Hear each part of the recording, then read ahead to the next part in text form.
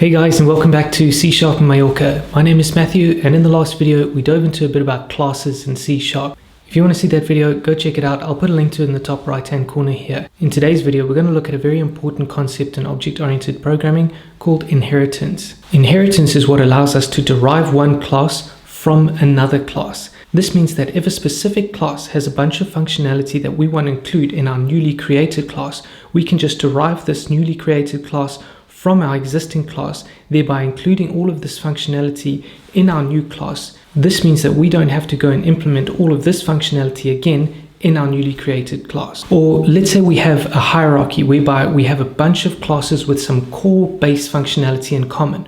We could then create a base class that just contains all of the common functionality and then derive our more specific classes from that base class. That way, we only need to implement the more specific functionality in the individual type classes and then just reuse the common functionality that's already in the base class. If that sounds confusing, try to imagine this.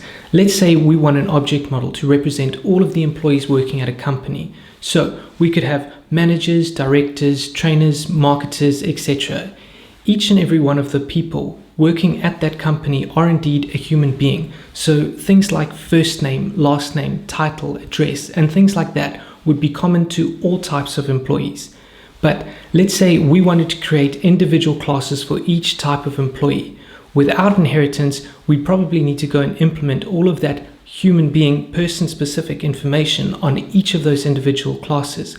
But with inheritance, we can just define a person class and then include all of the person-specific information on that class and then just derive our individual employee type classes from that person class and then only implement the employee type specific information and then just reuse all of the person information that we stored on the person base class. In any case, let's not ramble on too much about this and let's head on over to Visual Studio and work through some examples to try and get a bit more familiar with this. And as usual, please, if you find the video helpful, please give it a like, and if you want to see more, subscribe and turn on notifications so that you can know as soon as the next videos are available.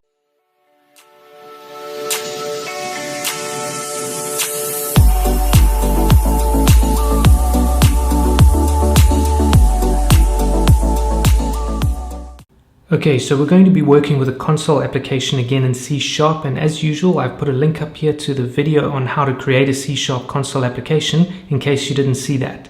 Let's go ahead and recreate the class hierarchy that we were just talking about. I'm not going to create these classes in different physical files today, just so that it's easier to see what's going on during the recording. Let's start off by defining the person class just below our program class here by typing in class person. Then let's create our two properties again by typing in public string first name get set and then public string last name get set, and then we add in our parameterized constructor as follows: public person string first name string last name, this dot first name equals first name, this dot last name equals last name. Now we have our base class defined, which is just like any other class. Now let's take a look at how we can define a manager class that is derived from this person class. To do that, we define a new class called manager like this, class manager. In order to derive this class from the person class, we need to type in :person after the class name. Now you can see this error that Visual Studio is giving us. That's because we have defined a constructor for the person class, which has in turn made the default parameterless constructor no longer available. We can either provide that constructor in the person class or we can call it from the manager class, which is what we'll be doing shortly. Let's just create a department and team property for the manager class like this: public string department get set and public string team get set. Now we would like to be able to instantiate a manager class by supplying the department and team, so we need a constructor. However, at the same time, we're most probably going to want to supply details for the person class instantiation as well. We don't do that in the standard way that we normally would instantiate the person class. We have a special way of calling the base class constructor from the derived class constructor. We will need to include the parameters in the derived class constructor to pass up to the base class constructor. Let's create the constructor as follows: public manager string first name string last name, string, department, string, team. This.department equals department. This.team equals team. That's great. We have supplied the details for the fields on the manager class, but now we need to supply the fields to the person class constructor as well. For that, we use the base keyword. So let's type in the following after the constructor signature here: colon, base, first name, last name. This is the call to the base class constructor, and it also results in our error disappearing as we are now calling the constructor hierarchy correctly. Let's instantiate a manager now by typing in var manager equals new manager Matthew Mac Dev Ops. Now let's write a greeting to the console as follows: console.writeLine, hi there, I'm manager dot first name in curly brackets, and I'm in the manager dot team in curly brackets team. As you can see, we have access to both the manager and the person properties on that manager variable. Now let's add our call to console.readLine and run the program, and we can see our greeting written to the console. We can still instantiate a person object currently by typing in var person equals new person Matthew Mac.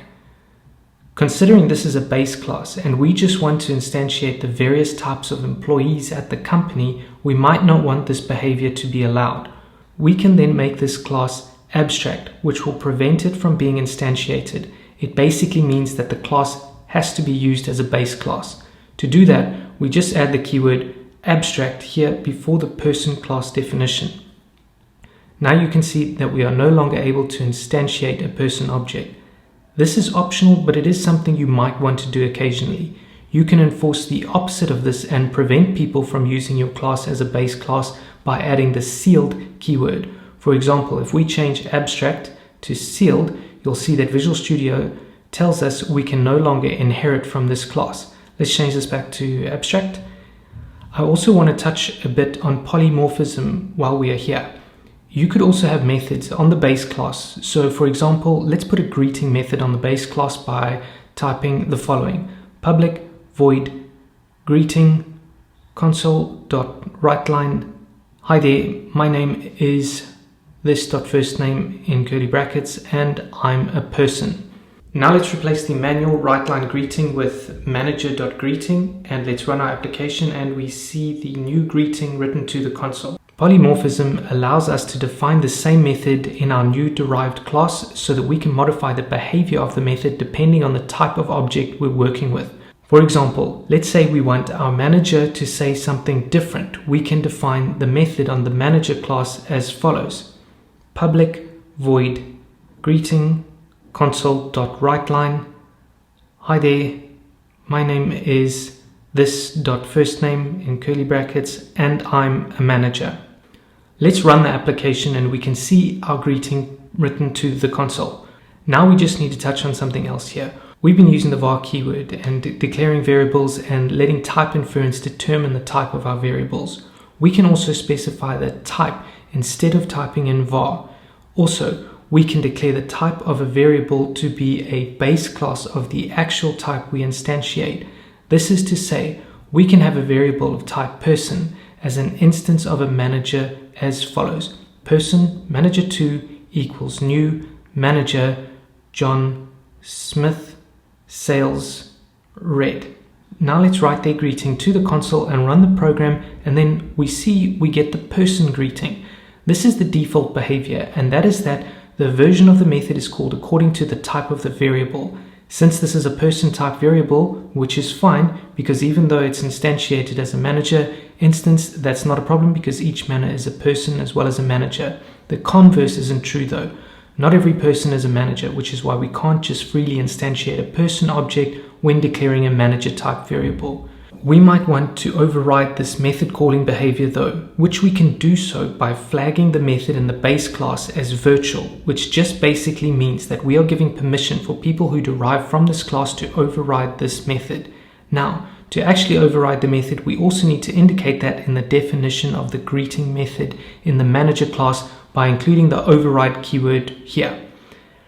This means that even though the type of the variable is declared as a person, but it is actually an instance of a manager, the manager's implementation of this method will be called. Something worth mentioning though, if you type in manager2 you'll see that only person, class, fields, and methods are available on this variable. This is because the variable type is person. You could cast this to a manager type variable, which is a concept we'll cover later on. But for now, just be aware of this, and then also note that it's convenient to have the type of the variable of the base class if you want to do person-specific processing for variables that could be of different employee types. That way, you don't care if you get a marketer, trainer, manager, or whatever coming in, so long as they are derived from the person class, so that you can do the person-specific processing on them. Let's illustrate a scenario whereby method overloading actually lets us call employee type-specific implementations on our derived classes by having a collection of the base class type.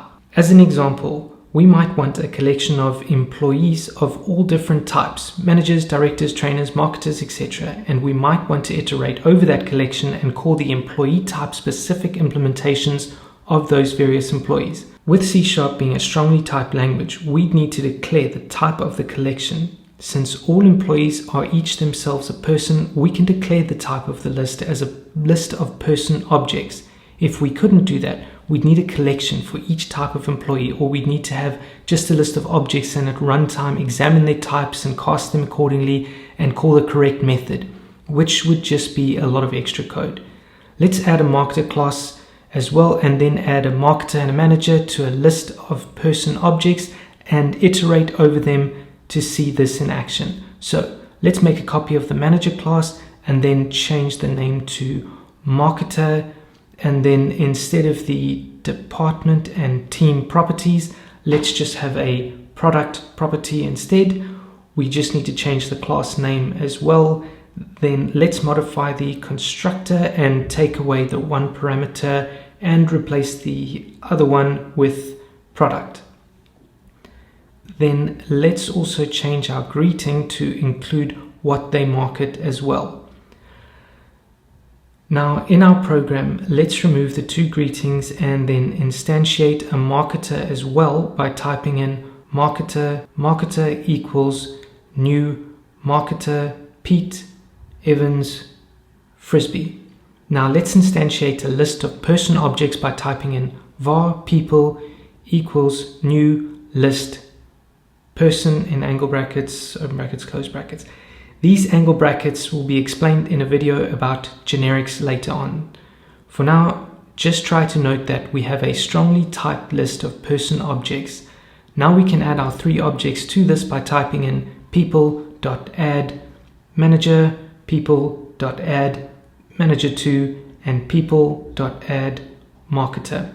Now we can use a for each loop, which we'll go into a bit more detail on when we look closer into collections, by typing for each var item in people item dot greeting. If we run the program now, you can see that all our custom implemented greetings were written to the console, and we could use a list of person objects to do this. Alright guys, let's leave it there for now. In the next video, we're going to take a look at lists and collections in a bit more detail. I hope you found this video helpful, and please remember, if you did, give it a like, and if you want to see more, subscribe and turn on notifications so that you can be aware as soon as the next videos are available. Take care, see you next time.